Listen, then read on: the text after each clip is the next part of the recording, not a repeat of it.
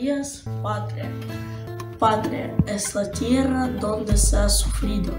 Patria es la tierra donde se ha soñado. Patria es la tierra donde se ha luchado.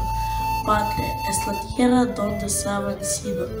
Patria es la selva, es el oscuro nido, la cruz de cementerio abandonado, la voz de los clarines que ha rasgado con su flecha de bronce nuestro oído.